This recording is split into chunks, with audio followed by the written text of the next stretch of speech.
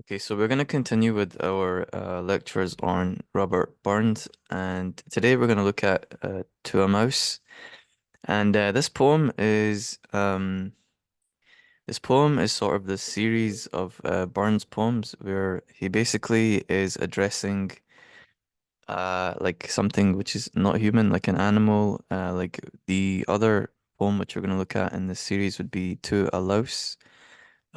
And what he does is he addresses this animal or this thing, this non-human thing, in order to sort of reflect on or think about an idea, a question.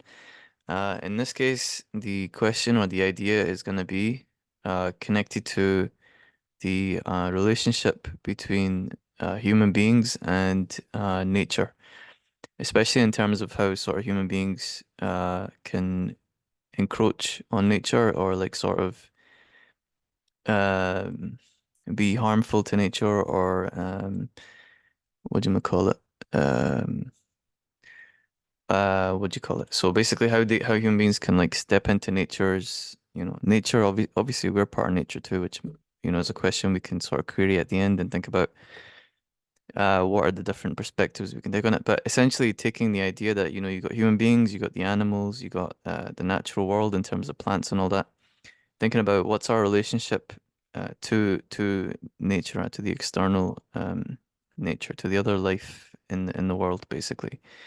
Okay, so what I've done to make this easier to understand, I'm gonna do this with the other Burns poems too. The ones that I've yet to record. I haven't done it with the ones obviously that I've recorded already. But what I've done, okay, is I've got the poem here on the right, and then I've got the translation at the bottom because some of this language is kind of difficult to understand even for like a modern Scottish speaker. It's like old Scottish, and also it's like from a certain region, so it can be a bit tricky to understand. So this bottom part is the sort of translation of this part. This part is kind of easy to understand. Okay, anyway, so he goes and he says, "We slukit cowrin timorous beastie, oh what a panic's in thy breastie, thou needna start away sae hasty with bickering brattle. I would be loath to ruin and chase thee with murdering battle," if I use my Scottish accent. Anyway, what he's saying basically is the scene is that he's basically destroyed the nest of a mouse, maybe a field mouse. What we know from Barnes's life is that he worked, much of his life was spent working on like farms and out in the countryside. It's quite interesting to read about his life. He didn't become successful until, quite near the end of his life. He died quite young as well. I can't remember exactly what age, but he died quite young, and he didn't become successful until towards the end of his life. For much of his life, he was sort of very much struggling. It's only when a friend encouraged him to like publish one of his poetry collections, then he started to take off. First in his local area, I think Kilmarnock or something, and then he eventually published another one in Edinburgh, and then from there he like skyrocketed. But before that, he was kind of like struggling for a long time. Anyway, so he's probably out in the field and this has happened. He's turned over the nest of the house of a mouse, basically the grass or whatever. And he starts to talk to the mouse. He says, "Small, cunning, cowering, timid creature." So he's saying that the mouse is small and intelligent and afraid. What panic is in your chest? So he notices immediately that the mouse is extremely scared. You don't need to start away so hastily with chattering noise. I'm not gonna kill you, basically. So he lays out the first thing is that the animal is vulnerable. Okay, the animal is vulnerable and feels afraid of him, and he's gonna continue this theme throughout the poem. But the idea being that basically man can be a threat to his surroundings, and you can think about this as being the sort of start of the maybe not the start, because people have always been talking about the environment yet. The Native Americans talked about, Mother Earth and all that 10,000 years ago. So it's not really the start yet. But let's just say maybe in the modern age, this is one of the, early focuses, yeah, or refocuses again of yeah, environmentalism or something like that. Yeah, basically it's like the modern approach. This is the modern man. We already talked about how this is enlightenment ethics. So not just seeing yourself as a superior to the world around you, that the world was created with you in mind, That would be like sort of older religious ideas that the entire world was created with you in mind, and you can do whatever you want to it. You can dominate the world however you want, and you have the right to do so because God created the world for you. It's taking the other position, the Enlightenment position, which is that you are a member of the world, and it's everything is not yours. It's not made for you, but you are like a member of this, and you need to be aware of how are you treating the other members of the world. It's a different way of looking at it. Okay, it's like it's different, and so it's taking the sort of superiority idea and changing it to more of like a equality idea, something like that. Okay, that's the Enlightenment sort of take. Because remember, the point of the Enlightenment is to go away from old sort of religious, you could say dogmatism or something, but just old sort of strict literal interpretation of the text, where man is the center of the universe and all that, more towards thinking rationally, philosophically about what are our responsibilities, what are our rights, what should we do, rationally speaking, if we're all here as equal members, we're all just human beings. We're part of nature essentially. How should we act? What should we do? Thinking about these questions. So taking it away from like the answers that we might have had before, and then changing it to more of like a humanist or like a environmental, like that kind of thing, a rational kind of. Okay, that's not to say that there wasn't many traditions in different religious traditions which had these rational philosophies and underpinnings going through them. There was religion is just never just one thing. I don't want to get too distracted yet, but anyway, that's the point. Okay, so that's setting like the background, the backdrop. Okay, so he goes on to say, he goes on to say, so he says to the mouse, like chill out. Basically, I'm not gonna kill you. Like I don't want to hurt you. Like relax. I didn't mean to break your home. Probably didn't see him. So, but relax. Okay, I'm not gonna kill you. I'm truly sorry. Man's dominion has broken nature's social union. I'm truly sorry. Man's dominion, meaning man's rule, human beings having power, has broken nature's social union and justifies that ill opinion which makes you startle. Meaning he recognizes that the mouse is scared for a legitimate reason, in that the mouse has probably seen human beings kill his, other mice in his whatever family, or whatever. And so he's saying, okay, you're probably justified to think this way. At me, thy poor earth born companion. So again, you can see it's the equality idea. He's not seeing himself as superior to nature, but he's seeing himself as a member of nature and fellow mortal. Again, same idea, equality, that me and you, we're the same. We're both alive. We're both living things, which is different from defining yourself as um like God's chosen or something like that. It's defining yourself much more in relation to being like an earth dweller or like a living thing, sort of more like how we see ourselves today, as opposed to seeing yourself as like something beyond nature, above nature, or something like that. So anyway, he's saying basically he's laying out this fabric, this framework, and also if you notice as well, what he's doing, okay, is he's giving the mouse. This is a picture of a mouse. He's giving the mouse He's giving the mouse a form or a sense of being able to think. So he's giving the mouse a sort of he's giving the mouse again more value and more respect and more. So for example, in the old way of thinking, the idea might have been that these animals, for example, they were called beasts of burden. Burden, that was one way of describing them. That these animals and nature itself would be sort of seen as like a resource, as in the cow is there to give you milk and for you to slaughter it so then you can eat it. The mice are there, for whatever, I don't know what mice are for, but like the wood is there to be burnt, to be chopped down. Man should basically spread around and just use nature as a resource. That's what it's for. It's for us, basically. We shouldn't really care about, how we act towards it or how we treat it. It's more so we should make use of it for ourselves, basically. He's taking the opposite idea, so it's not that one, but he's taking the opposite idea, which is that everything in nature has a sort of internal value, the same way that we have an internal value. Everything that has life inside of it should be respected, um, should be seen as a member of creation or a member of like, what do you call it? not the human family, but the like the world family or something like that. Like it should be seen as not different from us in terms of its value, but something that we should respect and not like overuse. We should basically try to not harm it if we can and that kind of thing. It's much more like environmental conservationist, like the modern way that we think about nature and ourselves. And it's more in line with those things.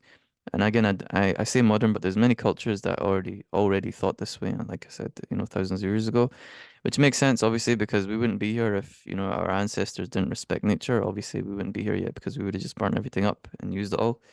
Um, but we didn't, obviously, because we lived in harmony with nature, to some extent. Probably some of us did not do that. They probably just destroyed things. But I'd say probably the great majority over time has lived in harmony with nature because we had to pretty much, right? Otherwise, we wouldn't have made it this far. Okay, anyway, so he goes, I doubt no owls, but thou may thieve, so you're gonna steal things. What then, poor beastie? Thou maun live. So again, these are some of the oldie times type of Scottish. I'm just gonna read the translation now. I doubt not sometimes you might steal. What then, poor little creature, you must live. So basically he's saying that the th mouse has to steal things to live, from the human beings. But he's basically making an excuse for the mouse, and he's saying, well, you have to eat, so okay, that's fine. A random grain or two, and you're not stealing a lot. Among a sack is a small request, not a big deal. I'll get a blessing with the rest and never miss it. So what he's doing here also is he is questioning or criticizing in a sort of subtle way approaches to the legal system and approaches to criminality or approaches to the poor even in that what he's doing is he's kind of humanizing the poor. If you think about the people who he's talking about here, it's not a mouse. Obviously, he's talking about like poor people who have to steal in order to survive. They don't have any food, they don't have anything that they can do to eat, and so they need to steal, and they're stealing something very small, a piece of bread or something like that.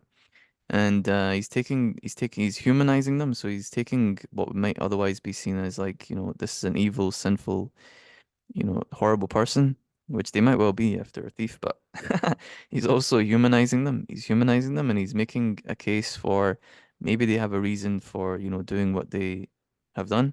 And maybe the thing that they steal from me, this small piece of bread. So he's not talking about thief as in like someone that steals your TV or someone that steals, your money or something. He's talking about someone starving and they take a piece of bread from a sack and you've got lying around, something like that. I never miss it. Something that you won't miss. You won't think about it. He's saying, "I'll be blessed." Basically, he's saying that this will be like a form of charity for me. So he's like, he doesn't mind that the mouse is taking a grain of rice, something like that. Your tiny house, too, in ruin. Its fragile walls, the winds are scattering. So this is like a metaphor. You could think of it's a metaphor in that um the wee bit housey, too, in ruin. Its silly was. It means walls. The winds, meaning the wind, are strewn, scattering, pushing around. So, he's obviously stepped on the mousie's, grass house or whatever, and now the house is flying around the place with the wind and the weather. This is a metaphor for, again, the idea of human beings encroaching into nature and breaking down what could be seen as the walls of nature or the walls of, like, say, different animals' habitats or different what would you call them, biomes or different, places. So imagine like you have a forest. Imagine there's a forest. You could think about the perimeters of this forest as in the natural perimeters where the trees have grown and there's like, the forest has been growing this way for a long time. You could think about this as being like sort of a place that has walls around it, meaning the outer limits of it. And then you could think about uh, the walls being flown around, strewn around, and broken down into would be like when people enter this forest, start to cut down the trees, start to, plant fields or start to change things, start to destroy animal habitat and all that. Like you might think about what's happening in the Amazon, um, with people cutting down sort of parts of the forest in order to like plant uh different crops, something like that. So he's basically he's again explaining this idea, right, that human beings can destroy parts of like nature's natural what do you call it, places to live. And obviously we're gonna like I said again, we're gonna query this. We're gonna think about it critically. Should I think about it now? Okay, fine. We can think about it right now. So you have to ask the question. 'Cause he's basically making out he's describing sort of that man can be oppressive, man can be sort of dominant over nature in like a negative way, can be harmful, damaging, destructive, and that nature itself is sort of a victim. That's what the he's laying out. He's laying himself as the speaker. Obviously, this doesn't need to be Barnes, but the speaker himself is sort of laying himself as being a member of that oppressive uh, party, in that he has just destroyed the Mousie's house without even like meaning to, and now he's feeling sort of like regret and he's thinking about what he's done. So he's laying out this idea that human beings are sort of like destructive, even if they don't mean to be, and I guess the message would be like we should be careful, we should respect nature and all that. Okay, now obviously we have to ask the question. Nothing now to build a new one of green fodder and December winds are bleak and preaching winter's on its way. We have to ask the question, obviously, which is that uh okay, is this really the case? And the number two, what do we do with the fact that we ourselves are nature? How do we handle that idea? Uh, even from his own perspective, in the beginning, even from his own perspective, when he lays out fellow mortal, and he mentions, how him and the mouse are similar.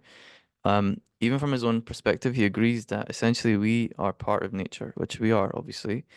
We're not distinct from nature, even though we see ourselves as that because, we live in houses and cities and all that. And we're obviously, by all, by all evidence, we're like the most intelligent, thing on the planet, as far as we can tell. And we have consciousness, we have awareness of ourselves. We don't know if any other sort of creature has that. Um, but what do we do with the fact that we ourselves are nature, right? Because the idea is that it's human beings destroying nature, but it would be more like the better definition would be like nature destroying nature. That would be like the better definition. So what do we do with that? It's an interesting question. And then the other question would be something like, is nature really a victim? And obviously the answer to that part would be no, right? Because, or maybe in some ways yes, but in other ways no, right? If there's a volcano that goes off and there's a human city nearby, everyone in that city is going to die, like in Pompeii, and the volcano is not going to cry. The volcano is not going to be sad about the fact that all these human beings are scattered in ash and destroyed. If there's a tiger that walks through a village and there's a child there and the tiger is hungry, the child's gonna get eaten, yeah, and the tiger is not gonna feel sorry for the child, basically. So, and our ancestors faced things much worse than tigers, and they faced, for example, um, terrible floods. They faced probably, famines, and they faced diseases from microorganisms, which, even to this day, at certain places where people drink the water and they become extremely sick and they die in extremely painful, slow ways. This is all nature. So nature attacks us as well. Yeah, it's an important thing to keep in mind. We are part of nature. We may have damage and destroy nature to some extent, but nature has always been, at the same time of like blessing us with good things and providing us resources to live by, nature has always been also attacking us and actively trying to kill us, right? So it's important to keep this in mind and to keep a proper perspective of things, in order to see things correctly and to see the reality. So I'd say probably the best, maybe not the best, but I'd say probably the most truthful yet positive perspective is one of like we must do what we should to protect ourselves from the harms of nature. For example, now we have, warnings and monitoring of like volcanoes and like earthquakes and all that. We've put like things in place to, and we should be grateful to the scientists who have done that. We've put things in place to where, we can watch volcanoes before they erupt, or we can, keep an eye on earthquakes and prepare for them, or tsunamis and that kind of thing. Floods and that kind of thing. And we have now vaccines and we have this and that for, microorganisms, like polio or whatever.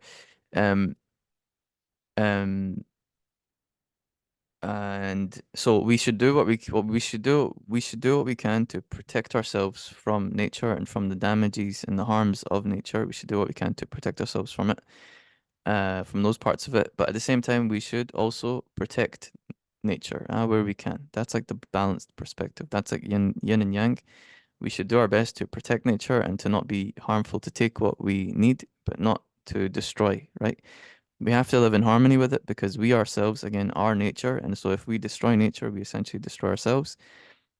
Also, conversely, if we don't protect ourselves from nature, it will destroy us. So it's like we need both, basically. You need to have yin and yang, which is part of being like a good human being overall. It's like being, kind and loving and caring and giving and generous and all that, but at the same time being strong and wise and brave and courageous. But both harmony and balance is important. It's important. Okay. Anyway. So he basically says he destroyed the house and the winter is coming, and so now he's not. He's like worried about the what do you call it? About the mouse. Okay. Here he goes on to say, "Thou saw the fields laid bare and waste, and weary winter coming fast, and cozy here beneath the blast. Thou thought to dwell." So he's saying basically, he's saying to the mouse again. He's assigning sort of a consciousness or a rational thinking ability to the mouse, value essentially. He said that you knew that winter was on its way. Okay, winter was on its way. You knew that the bad times were coming, and you prepared. You prepared for them, and you thought that you were going to sleep in this house till crash, until basically I broke it down. At the cruel coulter passed out through thy cell. The cruel plowshare, so I guess it's a farming tool, right through your cell. Basically, he's broken his house with a farming tool. That wee bit heap of leaves and stubble has cost thee many a weary nibble. So he's basically saying that um the mouse spent a lot of time trying to build that house with the leaves and everything. Now you're turned out for all your trouble without a house or hold. So basically, that your whole life has been turned upside down, and your protection and safety has been destroyed to endure winter's sleety drizzle and biting frost. So again, more of the same. What I talked before about human beings encroaching on nature, destroying habitats and all that, ruining things for the animals. Um, Also, what he's going to go into now is he's going to now use this sort of setup and thing that he just mentioned to reflect more generally in terms of metaphysics or in terms of like the nature of reality or, human beings. He's going to reflect more philosophically now. And he mentions here a quote which is like probably one of the most famous quotes, in the world ever. He says, "But Mousy, thou art no thy lane, improving foresight may be vain." This line here is probably one of the most quoted lines of all time. "The best laid schemes o' men and mice, or mice and men, gang aft a glee," which is also, the title of, I believe it's Steinbeck's book of Mice and Men. So he mentions this here, but the idea being basically that uh you're not, he's saying to the mouse, you're not alone in this thing. So you made a very big plan and you put your time and your effort into building something, into doing something to prepare for bad times. And then you thought you were okay. You thought that you prepared for the future, and then you were hit with something that you didn't expect. You were hit with a surprise that you were not expecting. And what he's saying is that you're not alone in this, but human beings also go through this, also go through this. So he's saying that human beings have the experience. He's now talking philosophically, have the experience of basically having plans, having ideas, and then being hit with things they don't expect, and then being pushed into like pain and suffering instead of joy, instead of happiness. So they expect it to be happy. Maybe they thinking something like, if I get this job, I'm gonna work for a long time, and I'm gonna go to university. I'm gonna study this degree, and then when I graduate, I'm gonna be able to get this job. Person spends 4 years studying at a university. They work really hard every day, and then by the time it comes to get the job, maybe a parent falls sick and now they can't leave the country or something, so they can't go and pursue the job. Or maybe like something happens where they don't graduate, and it's not their fault, like something just comes up. He's basically talking about the apparent the apparent sort of what would I say? The apparent um I don't want to say randomness yet. It's the apparent basically strikes of misfortune. It's like the apparent strikes of misfortune, or the the sometimes harmful nature of what seems to be like fate, or something like that. That's what he's laying out. Like you can have a plan, you can work really hard, and then out of nowhere you can get hit with something that is like hard and traumatizing, and it's not your fault, but you have to deal with it now. Okay, it's like that. Still, thou art blessed compared with me. So he's now talking to the mouse that you're, but the thing is, it's even actually worse for me. The present only touches you. You only have an understanding of the present, of this moment right here, of the now. But och, I backward cast my eye. But me, I have an understanding of the past, and I've got memories of the past. I have regrets of the past and trauma from the past. On prospects, on dismal prospects, and forward, though I cannot see, I guess and fear. So he's saying that for the mouse, look, things are bad for you because you've just been hit with this thing you didn't expect. But it's not as bad as it is for me because I have a vision of what I've been through in the past, which has traumatized me, and I have regrets, things I didn't do. And I also have anxieties and fears about the future, so I can picture the future. Yes. So human beings again are sort of unique in this what do you call it, in this ability where we can think about the past and we can think about the future. And though they are very great, blessings to some extent, in that, we can use the past to help us to learn things, and we can use the future to, projecting into the future to visualize and to plan. They also come with costs, and the costs of them is that you have to suffer more for these gifts as compared to, for example, the mouse who only exists in the right now. So he has no, regret. He has no trauma from the past. He has nothing to think about before. He has no anxiety about the future. He has no fear of the future. Only thing that he has is right now. So he just has to think, okay, I need to build another house here. That's all he's thinking. So he's basically philosophizing here and thinking about the nature of human beings, the nature of existence. It's an existential reflection here in this part of the poem. And the question, it's a very important question. Okay, but this question here is what leads to a lot of people to feeling depressed and anxious and nihilistic, in different ways. In that the question is, how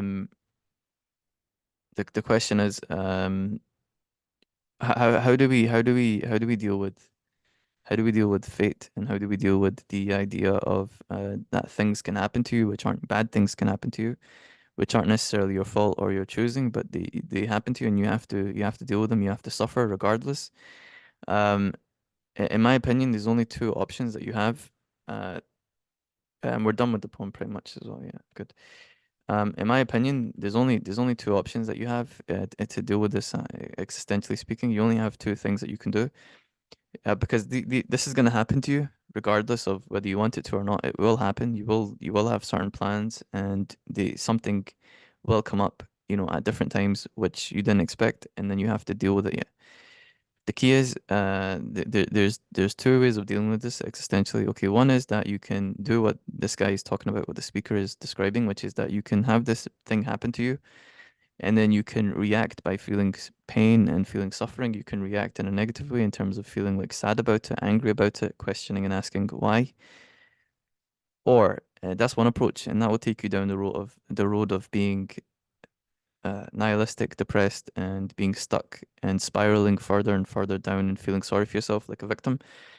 Um, and just complaining about the world and thinking that the world's terrible, people are terrible, and that there's no point in being alive. So you can take that route. I wouldn't recommend it. But the other route you can take, which is also as much present for you to take, and it's right there for you to take, is that these things can happen to you, okay, and you can just accept them, that they happened, and then you can figure out the best way to deal with them. You don't have to be sad. That's the point. So you can go through an event, but you don't have to feel the emotion of going through the event, or you don't have to encourage the emotion even more. So something bad can happen to you, and you can figure out, you can accept it. Okay, this thing happened. It wasn't in my control. I couldn't have stopped it from happening, but it happened. So I don't have any regret, or I don't have any, you know, uh, I don't have any anger or anything towards it happening because I didn't have any control over it to not make it happen. So no, I'm not at fault for it happening. And then you can, and then so that would be the Stoic approach if you want to study that more. And then what you can do, you can combine that with being sort of practical and being positive. You can think, okay, the thing happened, but I don't have to define the rest of my life by that thing. I don't have to be tied to it. And also, even if I might feel, reactionarily sad or angry or whatever, in the moment, there's a natural emotion you might feel. I don't have to encourage that emotion, keep thinking about why I feel sorry for myself or keep thinking about like I want to things that would make me more sad. Instead, I can take a practical approach and do different things which would help pull me away from that and focus on feeling and being positive and feeling positive. I can set some new goals. I can fix whatever has been broken. I can move forward. I can be around positive people. I can set a new positive direction for myself. And I don't have to be tied to what happened. Like what happened has happened, but I don't have to define myself based on it. I can choose however I want to define myself. Yeah, I get to I have that power basically to choose, which is a much better way of dealing with these situations. And then therefore these things that happen, they move from being like ideas of punishments or like being unlucky, both of which they don't make any sense. You're thinking that God is punishing you or something like that, or thinking that you're unlucky, and neither of these are smart things to do, and they're quite irrational. It's better to think that sometimes things happen. Okay, why they happen, you don't know. It just they happen, and the point is not thinking about why they happen or whatever. The point is to think about what do you want to do right now after it's happened. Think about your own power that you have. Think about your agency. Think about your power, your personal power, and the positive direction you could take. And then what happens is it transforms like the event from something which would otherwise maybe hurt you and damage you and be negative to now something that boosts you and turns you into something even better. Yeah. Like when you play a game and you fight a boss which is like hard and difficult to defeat. Maybe he jumps out of nowhere and now he presents himself as a challenge. Well, the only way to level up is to beat that boss, right? If you don't beat him, then or if you choose to sort of just crumble in front of him, then you lose. You lose. You're gonna lose the game. You're gonna be stuck on that level for a while. Yeah. You can try again and again, but you're gonna be stuck on that level for a while. It's better to think about how do I defeat the boss? How do I fight this boss? And how do I move on past him and like cut off his head and take him as a trophy? Yeah. How do I cut the boss's head off and take him as a trophy? And think about the greatest heroes and think about the greatest heroes in history and also in myth. Think about, for example, Theseus, or I forget if it's Theseus or Perseus. One of them fought Medusa. I don't know which one it was. He fought the Gorgon, Medusa, and which was a snake woman who basically any person that looked at her, I believe it's any man that looked at her, they would be turned into stone, and no one could defeat this. Everyone was terrified of this creature, this monster. But this hero basically took on the challenge. He decided that he was going to go and save the people from this monster, this creature. And he was able to defeat her. He figured out a clever way to beat her, and he cut off her head. And from there, became like a superhero, basically, because he was able to use her head in different future battles. So you can do the same thing. You can take the power of the event, and you can use it to boost you. You can turn into a hero yourself. That's the idea. Yeah. I know there's some there's some women who think about the Medusa story um, along different feminist terms. Yeah. Anyway, you can take the lesson. Yeah. Don't flip and think about it too deep. Yeah. But anyway, that's the idea. Now, like I said before, I'm not gonna go through these again because I've already sort of mentioned them. But the basic themes in this text are the relationship between nature and human beings. I laid out already, sort of thinking of human beings as being oppressive and destructive, and thinking about how we should think about how we treat nature and all that. Encroachment on the environment, again, I mentioned that before, so destroying habitats, etc. The troubles of consciousness awareness. This is what I just laid out like in my last 5 to 10 minutes. Basically, that you pay a cost for being able to look into the future, as well as being able to, have the past. And again, the positive approach, the best approach to take from this is to use the past to learn lessons, but never have any regrets, and to use the future as something to be excited about. It's like a blank canvas that you can paint whatever picture you want. Yeah, every day you wake up is another day that you have a chance to, start fresh and build whatever kind of life you want. Yeah, that's the better way. And it's better not only because it sounds better and it feels better, but you have to choose it, because if you don't, then the other choice will be made for you. Yeah, you will just become depressed and nihilistic. Yeah, so you have to choose one of them because you have to live, right? If you're gonna live, and again, you have to choose to live. Yeah, so you have to choose one of them, and if you don't choose the positive one, the negative one will be chosen for you, and then you're gonna suffer even more. Yeah, so if you're going through pain, if you don't choose to be positive, you'll go through more pain. Yeah, which doesn't make any sense. Yeah, and it's not a good thing to do to yourself.